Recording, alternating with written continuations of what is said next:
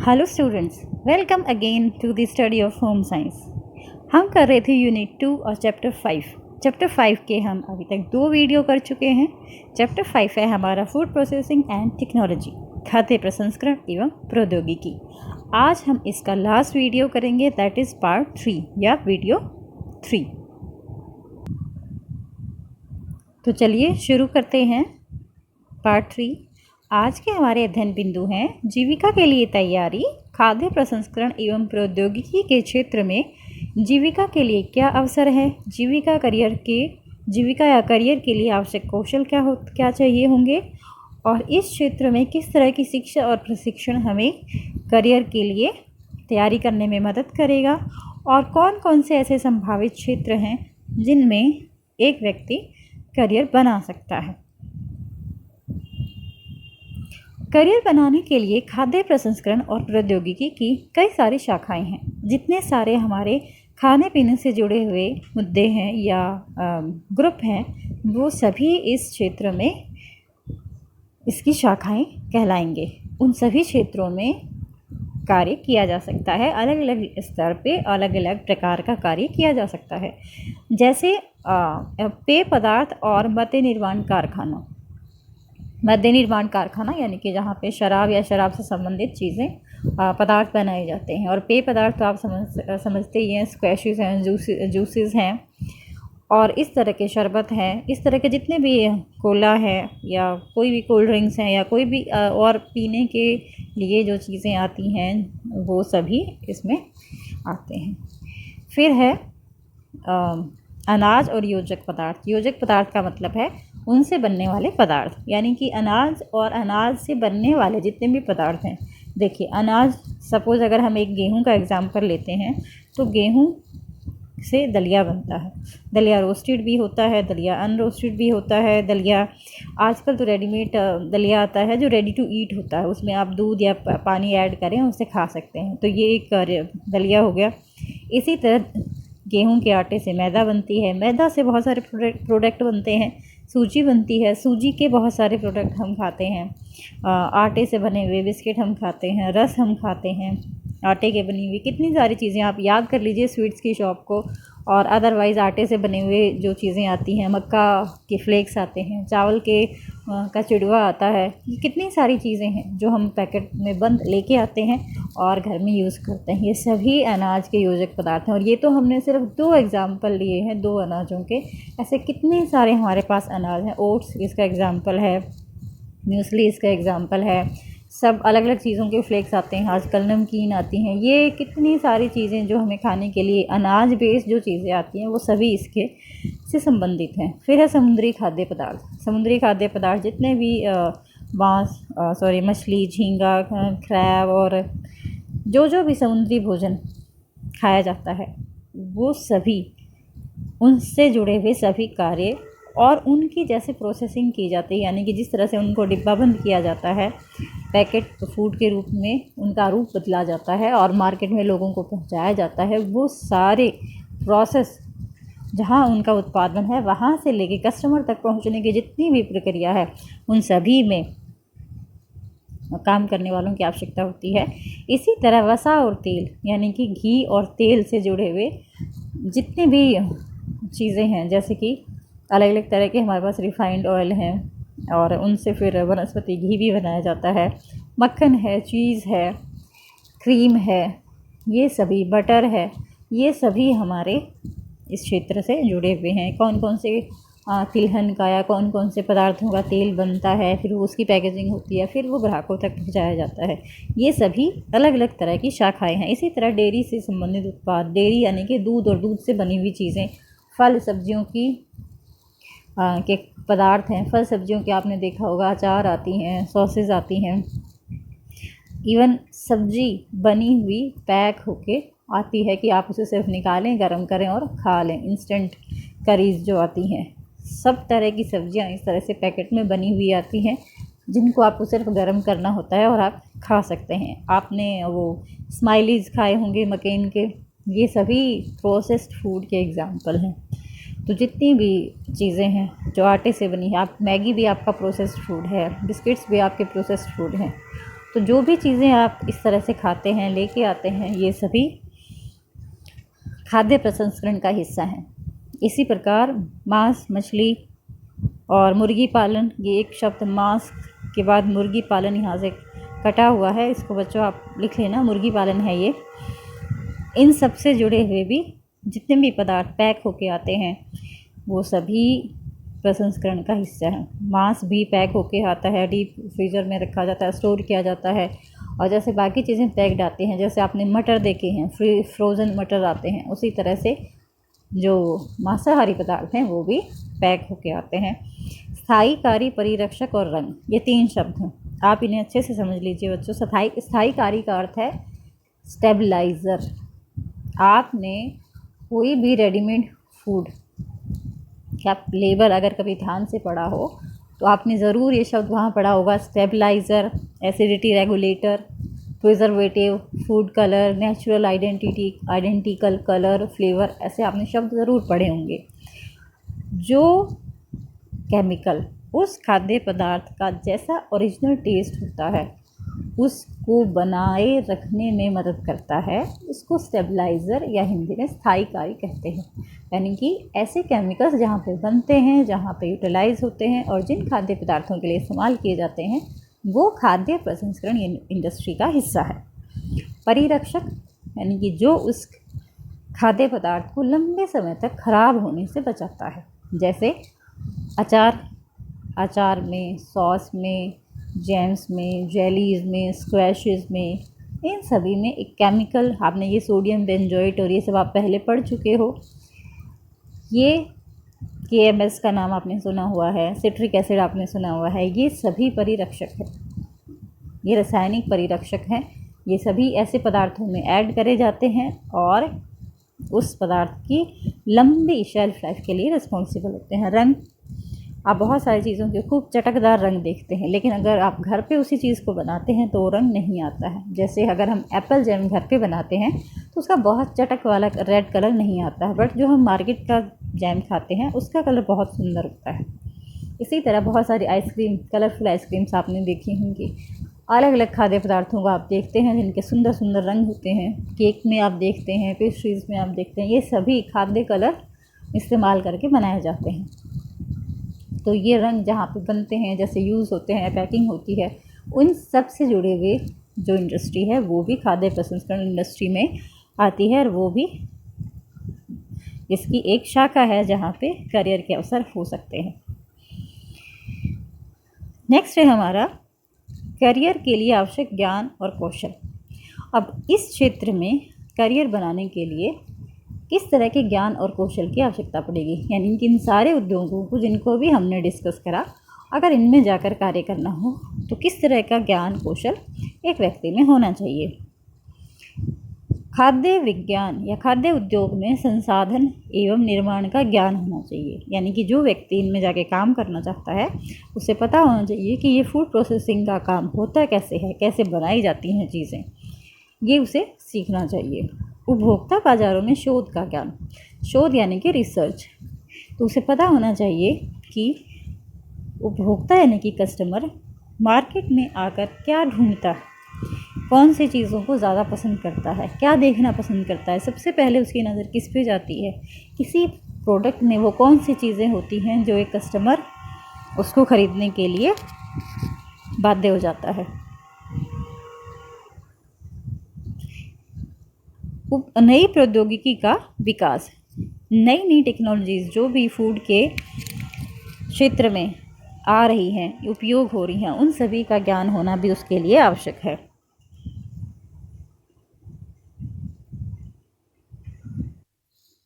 वर्तमान खाद्य उत्पादों में सुधार और नए उत्पादों का विकास, यानी कि इस वक्त जो खाद्य पदार्थ जिस स्थिति में इस्तेमाल हो रहे हैं उनके अंदर क्या सुधार किया जा सकता है और किस तरह से नए प्रोडक्ट का डेवलपमेंट किया जा सकता है, ये उसे सीखना पड़ेगा।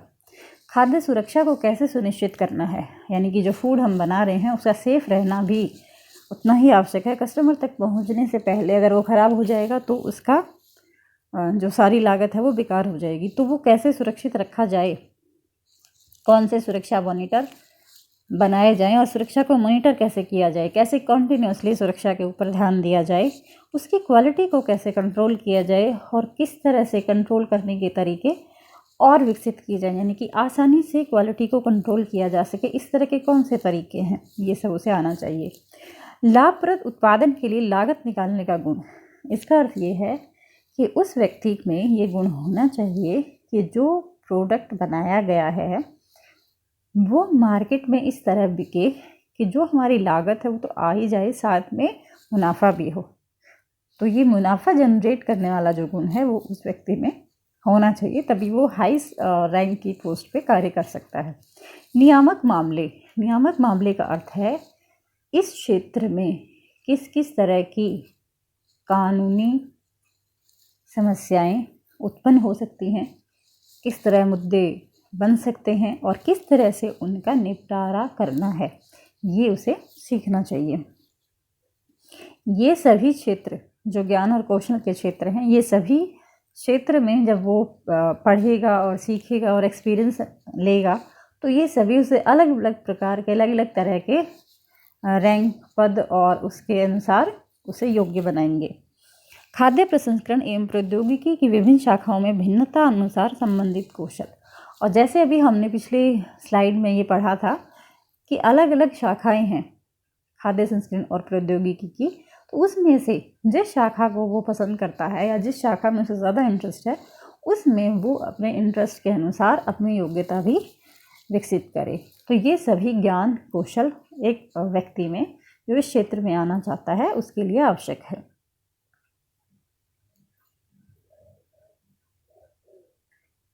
इसके साथ ही खाद्य विज्ञान, खाद्य रसायन, सूक्ष्म जीव विज्ञान, खाद्य संसाधन, सुरक्षा, गुणवत्ता आश्वासन, बेहतर विनिर्माण पद्धतियाँ और पोषण, इन सब सारे शब्दों को अगर हम सरल भाषा में समझें तो फूड साइंस यानी कि खाद्य पदार्थों से जुड़ा हुआ साइंस, उनसे जुड़े हुए केमिकल्स, केमिस्ट्री, माइक्रोबायोलॉजी यानी कि कैसे कैसे सूक्ष्म जीव खाद्य पदार्थों को प्रभावित करते हैं, खाद्य पदार्थों को किस तरह से संसाधित किया जा सकता है, यानी कि कैसे कैसे उनसे अलग अलग प्रकार के प्रोडक्ट बनाए जा सकते हैं, कैसे उनकी सुरक्षा की जाए, कैसे उनकी गुणवत्ता को मेंटेन किया जाए,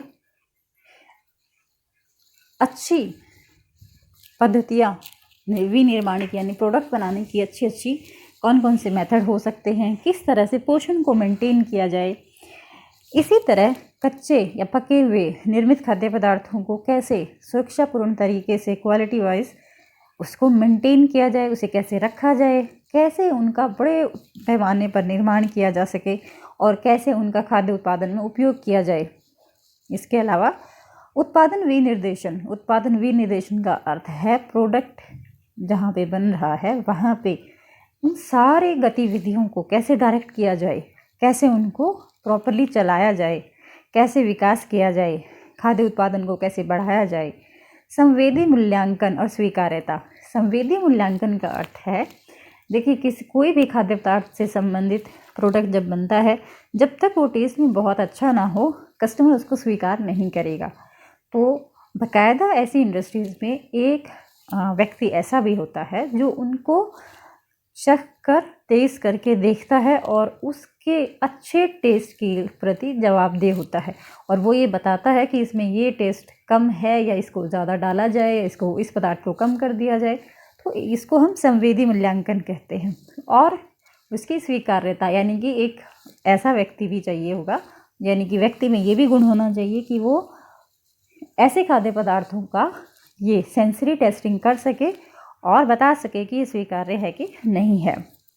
इसके अलावा एक इंडस्ट्री कैसे कार्य करती है, कौन से उनको सिस्टम अडॉप्ट करने पड़ते हैं क्वालिटी को लेकर, क्वांटिटी को लेकर, रूल्स एंड रेगुलेशन को लेकर, गवर्नमेंट से लाइसेंस लेकर, ये सभी चीज़ें कैसे डिस्ट्रीब्यूट किया जाएगा, कैसे स्टोर किया जाएगा, कैसे पैकिंग होगी, कैसे लेबल लगेगा, लेबल पे क्या क्या जानकारी देनी पड़ेगी, उपभोक्ता को कैसे मोटिवेट किया जाए खरीदने के लिए, कैसे उसका डिज़ाइन बने, और सूचना प्रौद्योगिकी के उपयोग की योग्यता, यानी कि जो उस समय जो मीडिया जो सबसे ज़्यादा यूटिलाइज होता है या जो इंफॉर्मेशन टेक्नोलॉजी यूज़ होती है अपने प्रोडक्ट की सेल को बढ़ाने के लिए, उसको उपभोक्ता तक पहुंचाने के लिए उन सब का यूज़ करना उसे आना चाहिए।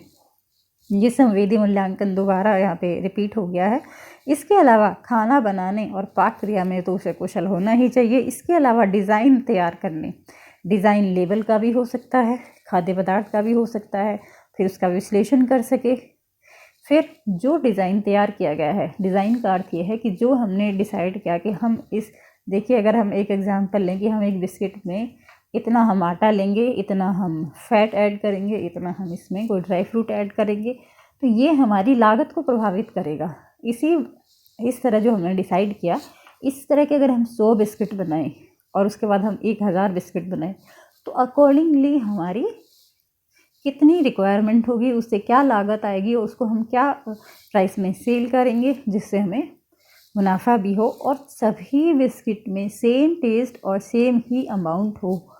ये सब बहुत ज़रूरी है। तो एक व्यक्ति में ये सब सारे कार्य को करने का कौशल होना चाहिए। इसी को हम रेसिपी बनाना, और अनुकूलन का अर्थ यही है कि रेसिपी का अर्थ हुआ जैसे जो विधि है बनाने की, और अनुकूलन का अर्थ हुआ कि सभी उस रेंज के सभी प्रोडक्ट एक ही जैसे हो, एक ही मात्रा रखते हों, इसको पूरा इस्टेब्लिश करना है। यानी कि ये सारे गुण पिछली स्लाइड में जो हमने पढ़े वो और ये सभी मिलकर उसके ज्ञान और कौशल को बनाते हैं। यानी कि इस क्षेत्र में आने वाले व्यक्ति को इतना ज्ञानवान होना आवश्यक है। अब है कि इस क्षेत्र में आने के लिए क्या क्या शैक्षणिक योग्यताएं यानी कि एजुकेशनल क्वालिफिकेशन होनी चाहिए, या क्या इंसान करे, क्या पढ़े कि वो इस क्षेत्र में आ पाए। 12th में विज्ञान विषय के साथ जब की जाती है, यानी कि 12th में आपके पास साइंस की स्ट्रीम होनी चाहिए। वो PCB भी हो सकती है, PCM भी हो सकती है, यानी कि फिज़िक्स केमिस्ट्री मैथ और फिज़िक्स केमिस्ट्री बायो। अगर फिज़िक्स केमिस्ट्री बायो हो तो वो और ज़्यादा हेल्प करेगी। इसके बाद हमारे यहाँ भारत में बहुत सारे खाद्य शिल्प संस्थान हैं, उनको फूड क्राफ्ट इंस्टीट्यूट कहते हैं। बहुत अच्छे अच्छे इंस्टीट्यूट हैं जहाँ पे शॉर्ट टर्म ड्यूरेशन की courses, certificate courses, diploma courses करवाए जाते हैं। सर्टिफिकेट कोर्स सबसे कम ड्यूरेशन का होता है, समय अवधि का होता है, और डिप्लोमा उससे थोड़ा सा ज़्यादा ड्यूरेशन का होता है। इसके अलावा अप्लाइड साइंस को हिंदी में अनुप्रयुक्त विज्ञान कहते हैं।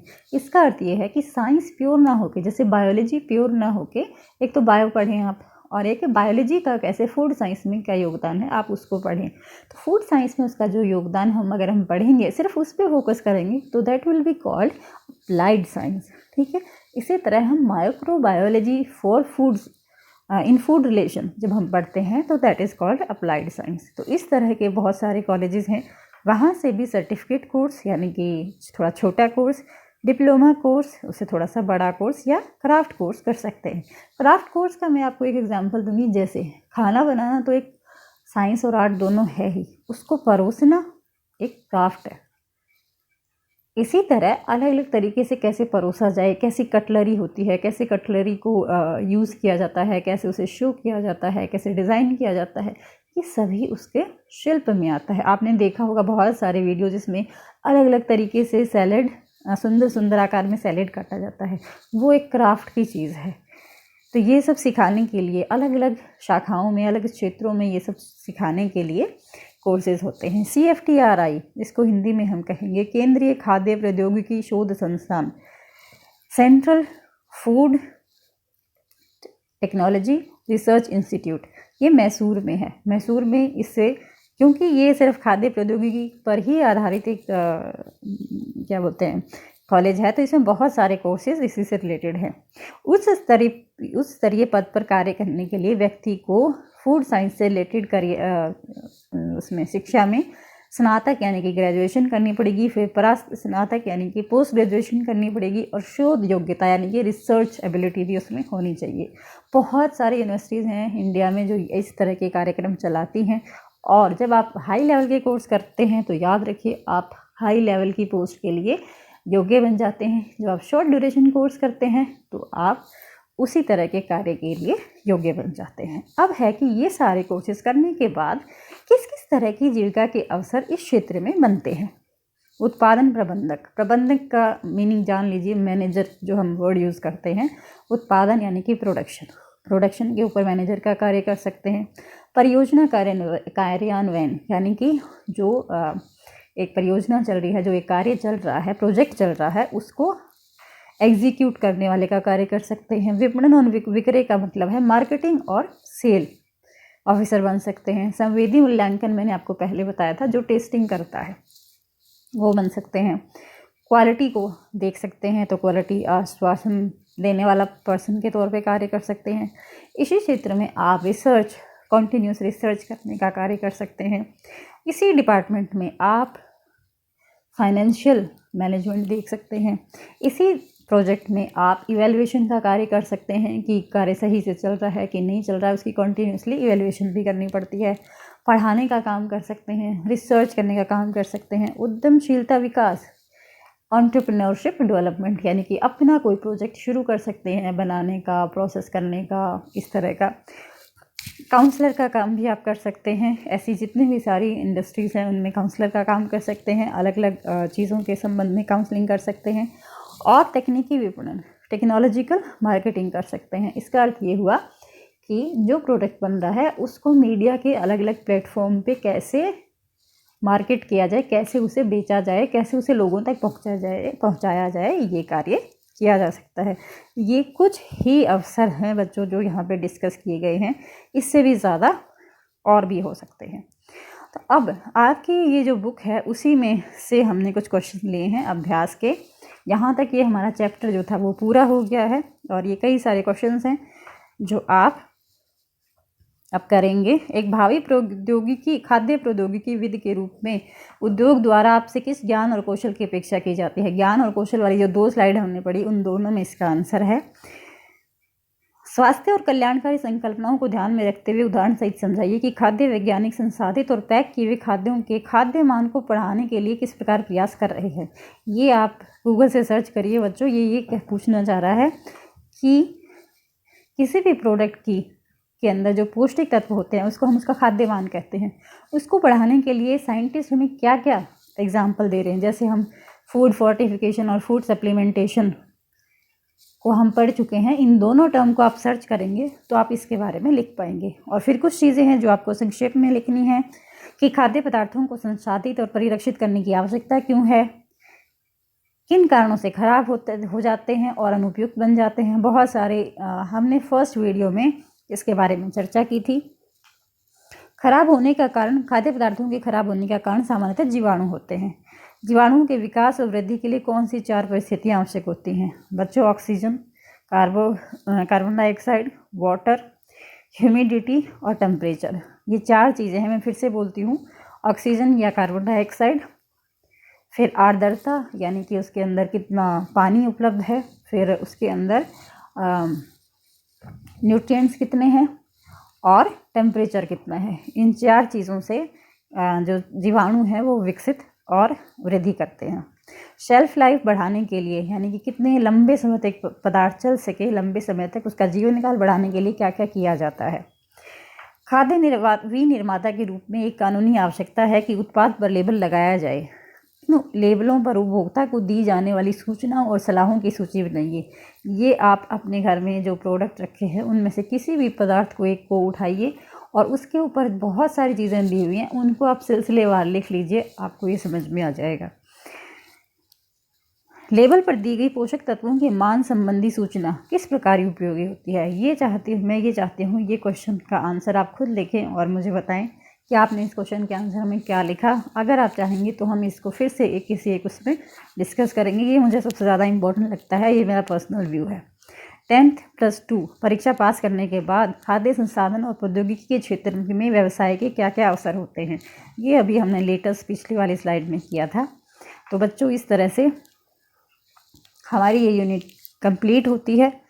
मुझे उम्मीद है आपको ये चैप्टर अब तक क्लियर हो गया होगा। अगर आपको कोई भी टॉपिक जो हमने डिस्कस किया है उसमें कोई भी चीज़ या कोई भी टॉपिक, सब टॉपिक आपको समझ में नहीं आया है, कुछ क्लियर नहीं है, तो प्लीज़ मुझे बताइए, हम उसको मैं पर्सनली आपको उसका जवाब देकर उसे सॉल्व करेंगे। Thank you so much for watching. मिलते हैं एक नेक्स्ट वीडियो के साथ, अगले चैप्टर के साथ। Thank you, stay safe.